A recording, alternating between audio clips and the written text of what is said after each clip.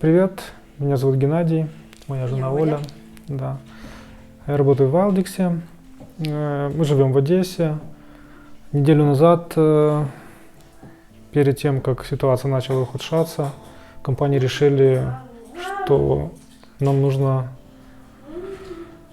часть разработчиков, чтобы выехала за пределы Украины, чтобы продолжить работу, чтобы сервисы не останавливались, чтобы мы обеспечили нормальное функционирование компании. Мы попали в число тех, кто решил поехать первым, из тех первых людей, кто будет ехать. Собрались, документы у нас, в принципе, были готовы. В субботу уже решили, на следующий день полторы недели назад, да. Но в итоге у нас в аэропорту наших старших детей нас трое. Детей старших не пропустили, не выпустили из Одессы, потому что срок действия загранпаспортов менее чем 3 месяца. А надо, чтобы было 3, у нас там в апреле заканчивается, да. И приняли решение, что мы ставим малых с бабушкой, а мы с женой и с младшим сыном все-таки полетели в Тренто. В Италии это был самый простой, в принципе, перелет, передвижение из того, что в дальнейшем у нас получилось. И потом через буквально несколько дней все стало гораздо хуже дома.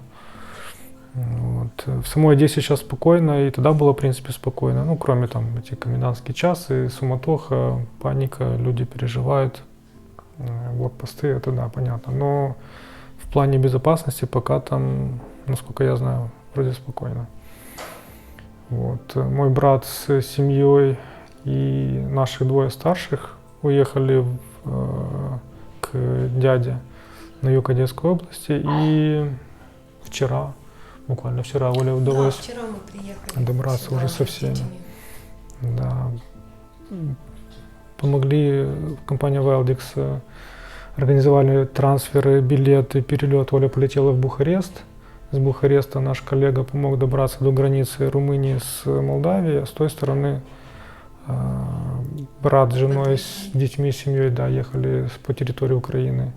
Брата не выпустили, он призывного возраста, а жена с детьми, с невесткой, с дочкой, с нашими детьми все вместе пересекли границу уже на Румынию. И Оля забрала наших малых в Бухарест. В Бухаресте переночевали и вчера, да, в общем, такой длинный путь. Ну, это на самом деле, мне кажется, мелочь по сравнению с тем, что на самом деле в Украине творится. У нас хорошо, мы нормально, мы переживаем, понятное дело, мы стараемся делать, что от нас зависит. Ну, в частности, по работе мы просто делаем свою работу, насколько можно сконцентрироваться, собраться. И стараемся делать все, чтобы работа продолжалась. Жена детьми занимается, кормит нас, заботится. Все как всегда. Все как всегда, да. Что дома, очень переживаем, конечно.